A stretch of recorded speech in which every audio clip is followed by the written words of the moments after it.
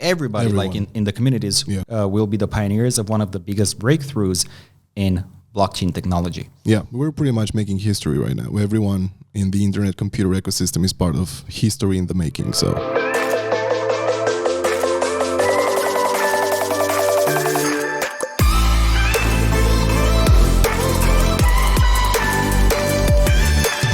Welcome to the first episode of the DFINITY Pill podcast, the #1 podcast on internet computer. I'm joined here by my very good friend Lucian, the co-founder of Icy Puppies, and the genius. Not really a genius. Sounds cool. No, but too much. Yeah, no, you're smart as hell, dude. Yeah, thank you. So today I want to talk about, a little bit about us, because I think a lot of people want to know who we are. Mm-hmm. And then, let's talk about the Icy Puppies collection, about the kitties, maybe, sprinkle in some blockchain and NFTs so that we're sure that everybody knows what we're talking about. Yeah, for sure, man. I mean, sounds good. So I'm going to start. My name is Lucian. I'm 27, going to be 28 this year. I studied advertising at the University of Bucharest. And then after I finished college, I started working as a freelancer in the video editing field. And, then I transitioned to blockchain stuff, pretty much. Yeah, that was my intro. Okay, so right now, you're full on working on blockchain. Yes. This is the main thing that you do. Yes, exactly. That's awesome. And I want to congratulate you on this way for the accomplishments that you guys had, you and Tom. Thank you. Great stuff. And we would have not been here if it wasn't for you guys. So thank you very much for that. Let me shake your hand.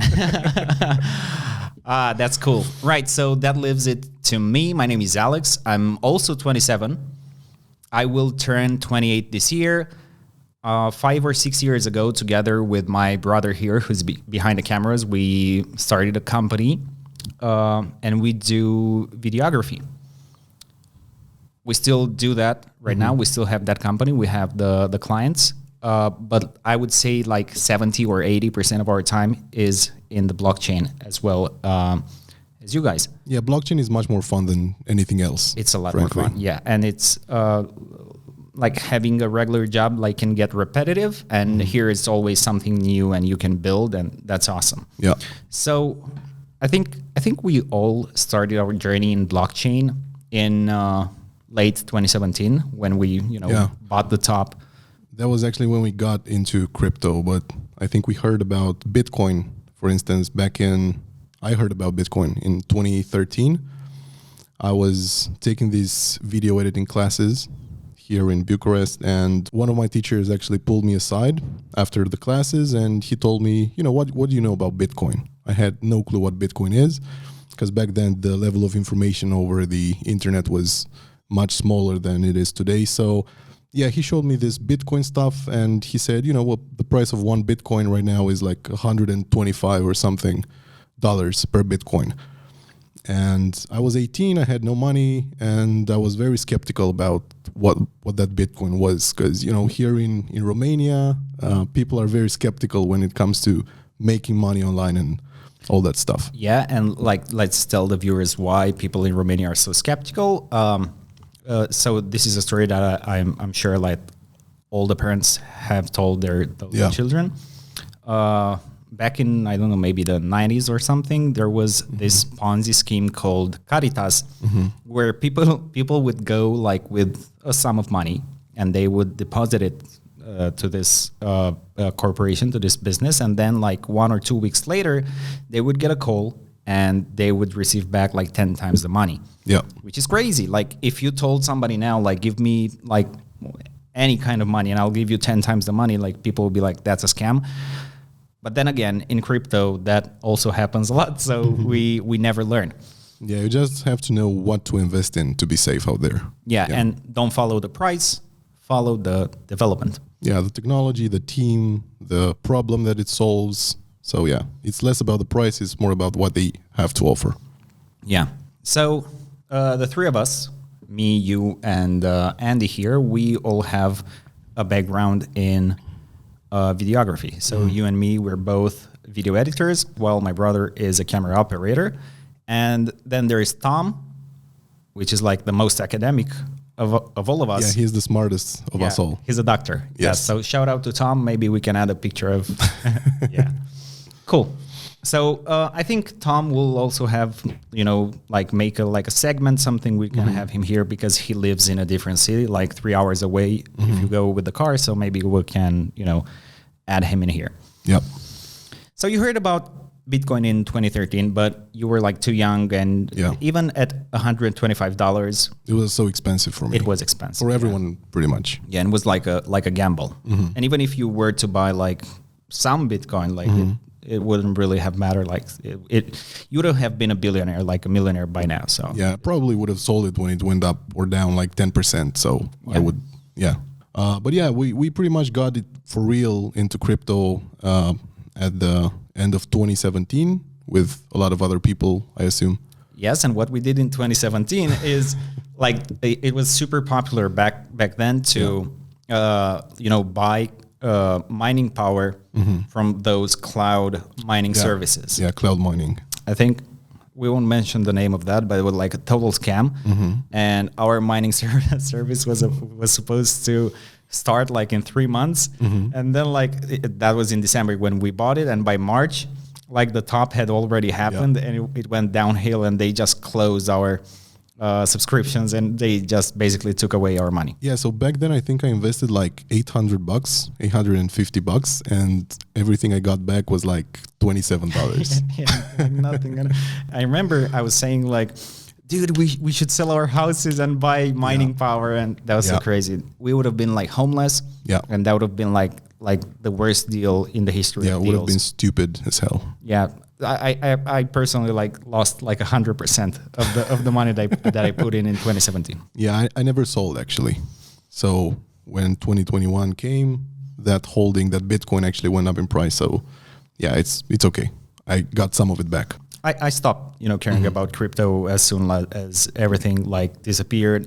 But I remember you and my brother, you guys kept on buying. Yeah, for a while. And what happened? Like every time you bought, like what happened? Well, every time we bought, I think I bought Ethereum back when it was like $95 per Ethereum, and the price kept going down and down and down. And then I bought Bitcoin when the price was about 6,000, and then it went down to 3,700s.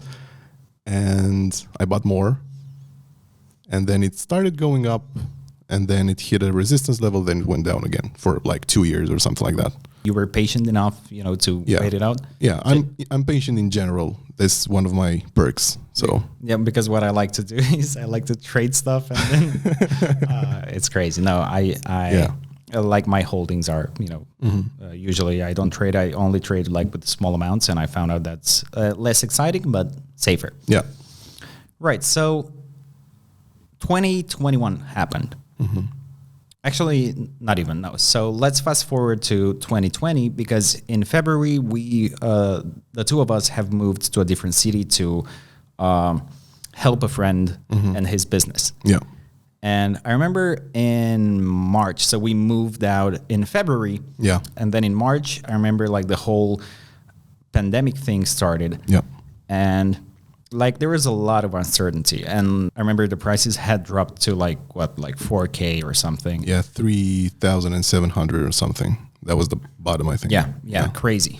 Like imagine now buying Bitcoin for 3.7K. That would be good. That would be wonderful. Now we were in a different city, and the owner of the business, which is a good friend of mine, you guys met then. Yeah.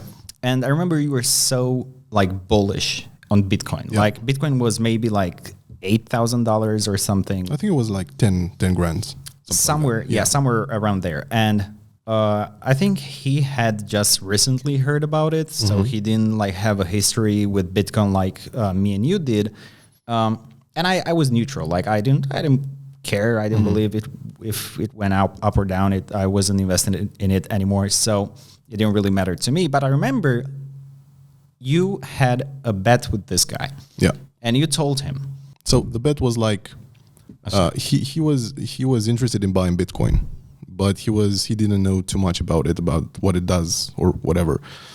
So I made a bet with him. Like he was supposed to buy one full Bitcoin at 10K, and if the price of one Bitcoin went above 50K in 2021, he was supposed to give me half of that Bitcoin as a reward for winning the bet. But on the other hand, if the price of Bitcoin didn't hit 50K in 2021, I was supposed to pay him back the entire amount that he invested. So yes, and like back then, Bitcoin being at like 50K, like that, I didn't believe it. I didn't think Bitcoin could have reached 50K. Like it was like, now if you say Bitcoin is going to hit a million, like you can believe it, right? But back then, thinking that it would hit 50, like that's impossible. It was crazy. I think I was like 80% sure that it was going to happen, but I couldn't be entirely sure because it was like a bet. So yeah, the thing is that Bitcoin actually hit 50K in 2021. It's crazy. Twice. Yeah. Twice. Two times it went new highs. So that's Bitcoin. Yeah. How did you hear about DFINITY and Internet Computer? Because you're one of the first people that I've ever heard talk about it. And it was like what year was it? 2018. I think that was the first time when I mentioned about DFINITY to you guys. So back in my freelancing days, I had this client that I found on Upwork. Upwork is like an online platform for freelancing. So if you have some work to do and you need a freelancer, you can look there. Right. So I met with this guy, Cedric Wahlberger, very cool guy, very well connected, has a lot of businesses. He invests in a lot of businesses and all that stuff. So I connected with him. I started doing some editing for him. Right, because he was, for 3 months, he was going to have a daily vlog. So every day he was going to send me material that I had to edit it by night, by evening, and send it back to him so he can upload it to his channel. Yeah, that's how I met him. And through him, I actually got connected with DFINITY back in 2018, because back then he had an executive role at the DFINITY Foundation. If I'm not mistaken, he was like head of growth or something like that. So after the 90 days of vlog finished, his project was completed. He actually asked me to edit some more videos, but this time for the DFINITY Foundation instead of him. Yes, and at this point, like you had no idea what the DFINITY Foundation was about, or like no information whatsoever. No, he told me that it's something related to blockchain, and I was quite excited because I already had bought like Bitcoin in 2017. So I was excited to actually get a job for a blockchain company. The show was called Inside DFINITY, which I see that they brought back last year in a different format. But I started editing those videos and I saw that a lot of smart people were involved with the DFINITY Foundation.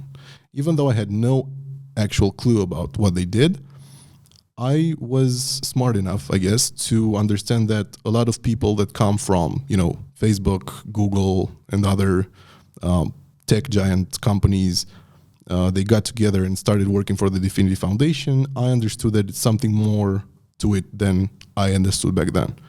So, I was editing. I had no idea what they were talking about. They were talking about smart contracts, about governance, about Bitcoin. But I learned a lot back then. After the Inside DFINITY project completed, for the time being, I stopped working with Cedric. And fast forward to 2021, I had already known about DFINITY, so I wanted to pay close attention to its launch on May 11th, 2021. I remember when you were editing Cedric's videos, like every single day you would have like a ton of material and you had, to edit. And we didn't really talk a lot back then because you were like super busy. And I think I remember you mentioning it, but I didn't pay much attention. No, I didn't understand. It was either, I don't think I was like uninterested, but like you didn't really like push it. Yeah, I don't like pushing stuff. And on the other hand, it probably sounded too good, like what I was telling you about DFINITY. I remember back in 2018, 2017 something, they got 2 funding rounds for $100 million each from venture capital funds. And I remember exactly that I told you about this funding and you were like shocked that someone can actually get $100 million funding for something. Yeah. And now like $100 million like is not unusual for this space. Like we're a lot more used to it now than we were then. And right, so DFINITY launched and I think we all know like what happened to the price. Like the price went down. Why, in your opinion, why do you think the price went down? Well, when DFINITY launched, it was the whole market was at the top, at the local top, or whatever you want to call it. So the price obviously dropped because Bitcoin dropped. So a lot of people who didn't understand what DFINITY was wanted to buy this the minute they actually listed on all the exchanges at the same time. So the price dropped and it kept on dropping. But if you look into the technology and get into down the rabbit hole, the DFINITY rabbit hole, you know, it's for me, the price action doesn't matter too much in the short term because I know DFINITY is like a long-term investment. If you go on their website and check the team behind the DFINITY Foundation, then you'll have a very good surprise. I mean, those people didn't band together to develop nothing, right? Okay, so what is DFINITY? Like, what is Internet Computer? What does it aim to do? Or because I'm sure like there is a ton of people that may be interested in it, but they don't know what it is. Yeah, well, I'm not personally too technical about stuff. I'm not an engineer or something like that. I'm just a guy who reads about stuff on the internet. So the Internet Computer is this technology that allows you to host data and files and pretty much anything you want directly on chain without having to use centralized cloud services like, you know, Amazon Web Services or Google Cloud or stuff like that. So this is the most important breakthrough of the Internet Computer, that it takes power away from centralized entities and corporations and all that and transfers it to the public domain. Yes, and we get, we hear online people talking about the next big thing, which is Web3. And correct me if I'm wrong, but DFINITY and Internet Computer are actually Web3. Yeah, it's like, in my opinion, DFINITY and the Internet Computer is like the only real Web3 at this point. I'm sure in the future other competitors will come into this space, but as it stands right now, I think DFINITY is the only one that can offer this. Right. So DFINITY launched, and I remember you were paying very close attention to its launch, and you were like telling us like, guys, it's launching, and we looked at it, and like it was like the 5th or like top 10 coin, like right off the start, and then it started dropping, and you still didn't lose faith in it. Like you were still like confident that the thing is gonna be huge. And you sticked around. And at the end of this summer, like I remember you sent me a link of a Twitter page and I clicked on it. It was some NFT. And you said, hey, Alex, like this page. And I was like, yeah, whatever. I didn't even have a Twitter account back then. So I had created one and liked your page and forgot about it. And like that was that. That was like the end of it, like for the next like 2 weeks. And we didn't really talk a lot. Yeah, I disappeared for 2 weeks. You disappeared. Yeah. And then when you appeared, I remember that you were working with Tom on what was to become Icy Puppies. And then I remember, and this got my attention, you said, guys, join this Discord because we're going to give you something free. And then we joined the Discord and we got the role, the OG Pupper role. Yeah, then I remember you and Andy were actually shocked that it was actually our project. And we were shocked because we went back to the Twitter page, which now had like thousands of followers, and the post had like hundreds of retweets. Yeah. And you told us it was yours. And I was like, that's impossible. That can't be yours. Like the whole community looks so well stitched together. And we were like, guys, what the hell have you done? Like, this is incredible. This is amazing. And how did this idea happen and how did it start? After DFINITY launched, I was actually with Tom in his city, and you were at this party, and everyone was having fun. But on the other hand, I was sitting alone and with my phone watching the DFINITY launch. And back then, Tom was actually a Bitcoin maximalist. He didn't want to hear about any altcoin, anything else about Ethereum, nothing like that. So I pulled him away from the party. I sat down with him. I started explaining to him what the Internet Computer was going to be. At first, he didn't really want to listen to it, what I had to say about it. But eventually, I got into his mind and I placed the seed of eventually creating an NFT collection on the Internet Computer. The problem at first was there were no tools enabled for you to create an NFT collection without having coding knowledge, right? So I kept studying the ecosystem after the launch, and at the end of August, I think it was, probably mid-August, something like that, I was checking the people followed on Twitter by this guy Cedric I spoke about earlier. So you went to his Twitter profile and you clicked like on who he's following. Yes, I wanted to see if he follows like some interesting accounts, so I can also follow them and get some more information about the DFINITY community and something like that. So that was the moment when I saw the Icy Punk's Twitter accounts, and I clicked on it, and I think there was this headline like. The first NFT collection on the internet computer, blah, blah, blah, blah, blah. And that was the point when I understood that, maybe right now there are some tools that I can use to also drop an NFT collection on the internet computer. And why did you want to create an NFT collection? Well, at this point, I was really obsessed with the internet computer, and I wanted to make sure that I create something after the Genesis launch and something that can be stapled like in its history, the beginning of the internet computer. I wanted to do a project that will be there among other interesting projects. And since you're not a coder. Yeah, exactly. This is probably one of my biggest regrets in life, that I never learned how to code. And the only thing that I could have done was like create an NFT collection and build the community and try to make something out of it. And you did a hell of a job. Yeah, thank you. Both you and Tom, yes. Like, that's incredible. Yeah, I couldn't have done it without Tom. I gotta admit that, So yeah, then when I saw the Icy Punks announcement, I told Tom about it. We both got into the Discords. We got the roles for the OG roles, and they had their launch. I can't remember when they launched exactly, but we both got our airdrops. And we saw how much success that collection had, and we just said, we have to do something like this. We started brainstorming about what type of collection we can create. I knew about the original CryptoPunks on the Ethereum network, and we wanted to do something 8-bit because we are both about the same age. We were born in the early 90s. The first games we actually played were 8-bits.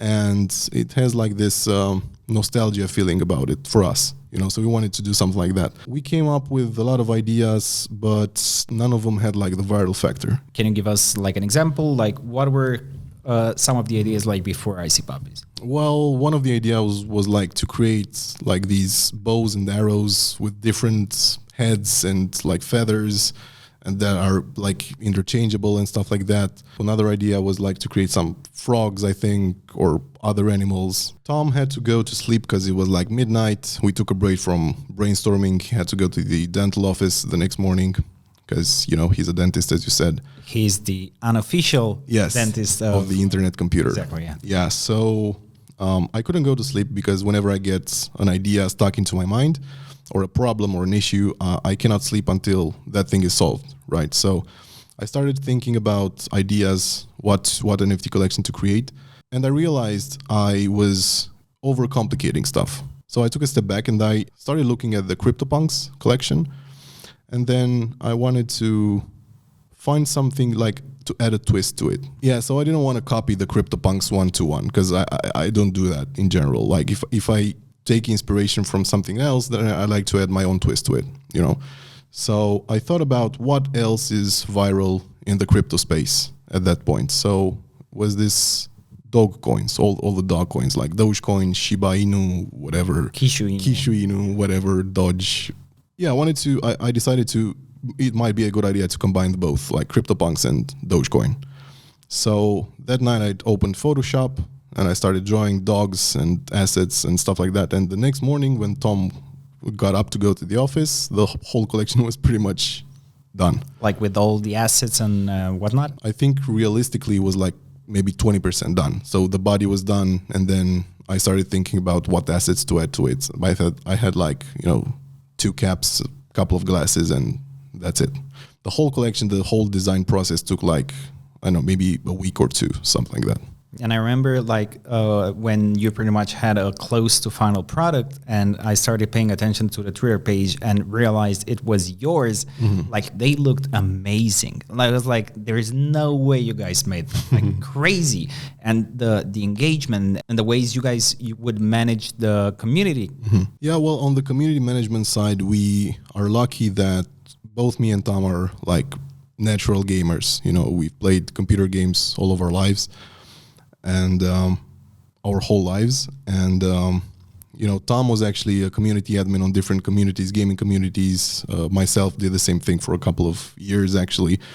So we decided to use that experience to grow this NFT community. Because if you look at it, managing a gaming community is not so different to managing an NFT community. It's a lot of similarities. They're both communities. They have, you know, in some way like the same needs. Yeah. And they're looking for somebody, you know, to lead the whole. Yeah, exactly. And they're both fun things. I mean, very similar.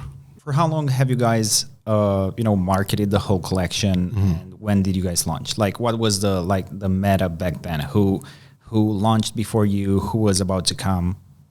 Well, I think we were. I don't remember exactly, but I think our collection was the third 10,000 NFT collection launched on the Internet Computer. Might be mistaken though. On the marketing side, I think we had like 1.5 months before we actually launched on October 8th. And the meta, as you call it, was like, you know, you had to do different partnerships with already existing projects, other NFT projects with, you know, ICP Squad, DFINITY Community, ICP Maximalist. So yeah, we did a lot of partnerships. We connected with a lot of people. Tom did a great job in that area because I'm not a people person, but on the other hand, Tom is a really good people person. So he connected with a lot of projects and. Yeah, he's a very good talker. Like, yeah, he is. I remember the first time he and my brother met. They talked like they had known one another for like years. Like, and exactly. Like I was like, "Do you guys know one another?" And he was like, "No, we just met." And I'm like, I realized how good he was. Yeah, like, he's really good. Yeah, I would like to do that, to be able to do that, but I'm not. I'm a quiet. I don't talk to people. Yeah, and he's smart and like he remembers stuff very well. At this point, I already knew that the collection was yours. My mind was blown. I remember I was on the Discord with you and Tom in the before the launch started, and the puppies literally were running off the shelves. Yep. It was crazy. And like, how fast did it sell out? Well, I think if we hadn't crashed the subnet, because our launch actually crashed one of the subnets on the Internet Computer, they would have. Being sold out in like maybe 40 minutes, something like that, 1 hour, something. I imagine like the engineer is like, hey, what's going on? Like the computer is crashing and then it's like puppies are launching. Like I checked the DFINITY developer forum back then and were like a couple of threads with, you know, ICPuppies crashed the subnet, stuff like that. Yeah, I felt really proud about it. Then they fixed the subnet. I think it took like 2 hours. So our launch was paused for 2 hours. And then it took a bit longer to actually get them sold out because the momentum was lost and people, you know, probably got bored of waiting for it to get back. So we sold out in maybe 3 hours in total, something like that. And back in the day, was there any other option to launch your collection other than Entrepot? Well, I think if you had development experience, coding experience, you could have created your own website and then launch your collection and then, you know, wrap it to the EXT standard and send it over to Entrepot to. I think that's what the punks did. Yeah. Okay, because that's why we hear about wrapped punks. Yeah. How was, in your opinion, how was your experience with Entrepot? Pretty good. I mean, they're smart people. They really have this long-term vision for their marketplace and for their projects, because they have a lot of projects going on at the same time. And personally, I like them a lot. Yeah, they're cool people. Yeah, so when we launched, like there were like so many projects that were launching and like there was a couple of, you know, there was some tension that we had with them, but in the end, like it turned out to be great and they're doing an amazing job. Yeah. Like the marketplace looks very good. Like if they could implement offers like quicker, that would be so cool. Yeah, I think that's dependent on some stuff that it's not yet enabled on the internet computer. But I think as soon as that stuff is implemented, they will also enable auctions on Entrepot. Yeah, but they have made some great progress. So shout out to them. Yeah, big shout out, because if Entrepot was not there, we couldn't have created any collection whatsoever. So yeah, exactly. Cool folks. Okay, so that was pretty much about the puppies, how the puppies got created, how they launched, and everything. Let's talk about the kitties. So, how did the kitties come to life initially? When we saw how you and Tom created Icy Puppies and the way you handled the communities and the fact that from scratch you created something, because I think everybody's dream is to be able to create something that will last like for the many years to come. So we thought about how awesome it would be to create something that would rival your collection and be at least as good as your collection. Yeah. Because we were born around the same time that you and Tom were born. In our childhood, we also had, the same video games that we played. So we decided to have the same artwork because for us it felt more personal and we thought that more people could relate to it. And then because you guys had picked dogs, we thought what would go good with dogs, and we decided to go for cats because cats and dogs have this great relationship. Yeah, because in essence, our collections were initially in competition, and at the same time, dogs and cats are also in competition. Exactly. So yeah. Yeah. But then in life, we learned that the earlier you start something, the less effort you need to put in. And because already there were I believe 10 or 12, 15 projects launched on DFINITY, we thought with every single project coming, we needed to improve and to bring something new to the table in order to make ourselves, seen and liked by the community. So that was a big challenge. So we came up with a story for the cats and, the kingdoms and the queens and the kings and the gods that oversees the whole thing. And we were really careful with it so that it actually made sense. So we wanted the kings and queens to have royalties because, well, that's what kings and queens do. So it's not just, we make a collection, like a random collection, and you get royalties because of, just for the sake of it. Yeah, you needed a story. Exactly. To sustain it. Yeah, and I think we were like the first collection to have a story behind their NFTs, like a credible story. And we wanted, we put all our effort into it, to make sure it stood out. And I honestly think we overdid it because it was the first collection, and I think it's still this record still stands. It was the first collection to sell out in 3 minutes. Yeah. I remember when the launch started, we were on voice on Discord, and the launch happened, and then the numbers shot up, and I was like, what's happening? Is it a bug or what's happening? I was not even happy. I thought something broke, nothing was gonna sell. And then Easy Steve confirmed it. So everything's sold. And it was oh my God, that's crazy. Sold out in 3 minutes. Yeah. Well, honestly, I was disappointed because I wanted to buy 200 NFTs to mint 200 NFTs from your collection, but I only managed to get 20 or something. So 10% of what I had planned for it. Yeah, but fortunately, I was able to buy from the aftermarket a lot of cats.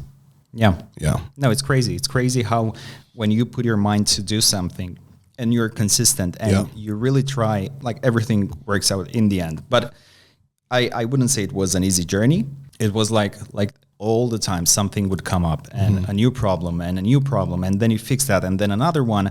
And I think everybody who has created something knows that as a creator, as a leader of a project, you are actually a problem solver. Yep, that's our job. Yeah, so that's what we have to do. Something bad happens, you need to fix it, but you can't relax because then another thing will come, and it's a never-ending cycle until eventually things are stable and yeah. You have to be pretty much on your guard 24/7 because you never know when something new comes up and you have to solve it and overcome that obstacle.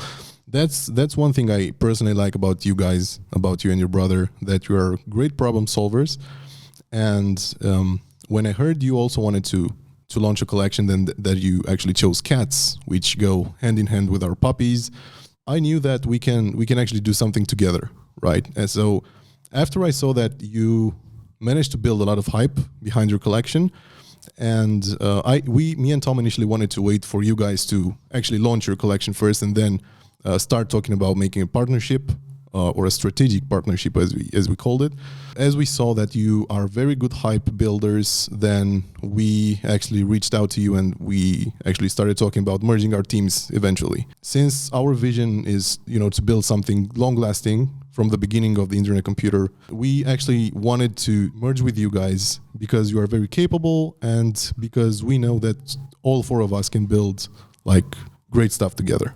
Yeah, and I know you as a person, and whenever you have a plan, usually when people have a plan, they think, couple miles ahead and that's it. You go way beyond that. Yeah. And the things that you have in mind and the things that you want to do on ICP, which are not public, but we're talking about it, you understood they required a bigger team. Yeah. And you, I think you wanted to have people that you know you can trust, especially. Yeah, and yes. people that are hardworking. Yeah, and since I personally know you both from way back, you are already validating in front of me, right? In my view, in my eyes. So yeah, that's why I'm really excited about the things that are going to come to us in the future and the things that we are going to build together as a new team. About that, the Discord merge will happen soon, we'll announce it. There is a lot of people that I think this question is on many people's lips. How is the gaming going? So our initial roadmap on our previous website that we have taken down because we're actually working on the new website said that, in December we were going to start talking about gamification for the ICPuppies collection, which we started, and we actually found a developer, a freelancer that we brought to the internet computer ecosystem. He did some work for us. He helped us build a dashboard for the puppies that is going to be released once the wearables are going to be released as well, which again, hopefully is going to be this week, maybe latest next week. But yeah, hopefully we will stick to this deadline. He started working on the alpha version of the game, on the gaming system, the battle systems, because we're going to have some of that. But in the meantime, unfortunately, he got a better offer from someone else, and we couldn't match that offer for the time being. So now we are back in the market for looking for new developers. So if you're a developer and preferably if you live in Romania, hit us up. We would actually, this time we would like to have the developer in-house here with us. Yes. So in case he decides to run, we can, track him. No, I'm kidding. No. But if you're a developer and are versed in the Motoko programming language, hit us up. Yeah, you don't even need to learn Motoko to know a lot of Motoko. If you're a JavaScript or a Rust developer, you will slowly but steadily get to learning Motoko for sure. This gets us to the next point, the point of the DFINITY Pill podcast. We realized that depending on someone else to build something, someone else which is not us, is very difficult because it can happen that person decides to leave, to go somewhere else. Of course. Because the three of us here have a background in video production, as we said earlier, me and you being video editors and my brother being a cameraman, a very good one. We decided to do what we ourselves can do. And like this, we don't run the risk of, having to interrupt a project because we will forever be here until we're old and, we'll still be here. Yeah, but this doesn't mean that the game is not coming. This is one of our main priorities. And since we have merged our projects, instead of having a puppy game or a kitty game separately, we're going to think about and work on new systems, new game systems that can include actually both puppies and kitties and make it bigger and more fun for everyone. So, and also the play to earn concept is still on the table. So it's just not gonna happen in the next few weeks. And I think personally, the main objective of all the creators and all the developers on IC right now should be to spread the word about the internet computer ecosystem, because like everybody needs to do their part. Like, for example, even if you're not a creator, if you're not a dev, sharing something that somebody says or something related to the IC ecosystem, even that's enough. You know, like you're helping grow this community. And when IC will be like huge, which is, it's just a matter of time. We, all of us, not only like the four of us, like everybody like in the communities will be the pioneers of one of the biggest breakthroughs in blockchain technology. Yeah, we're pretty much making history right now. Everyone in the internet computer ecosystem is part of history in the making. So that's pretty cool. It's actually really cool. Yeah. Cool. So this is the DFINITY Pill. How often are we going to make those podcasts, and you know, what else are we going to talk about? We're surely going to create like an episode every week. If we have a lot of content, so to help with that, you guys can come up with, you know, suggestions about what you want to see us talking about, people that you want us to invite on our podcast. So yeah, if we get enough content ideas, then we can also push like maybe 2 episodes per week or even more. It really depends on the content. Yeah, we have all the skills required to do this. Yeah. Like we don't have to wait for editors to do the edit. We have a cameraman in-house. I think like those are great strengths that we need to take advantage of. Instead of trying to do something that's out of our expertise line, we should really capitalize on what we actually know to do and deliver on that side. Yeah, because in this way, we'll be able to provide more value for the whole community. Yeah, exactly. Awesome. So we expect to see projects, news, researches, and all kind of stuff on this podcast. So this will be your one-stop shop for anything ICP related. Yeah. Thank you everybody for tuning in. My name is Alex. This is Lucian, and we'll see you next week.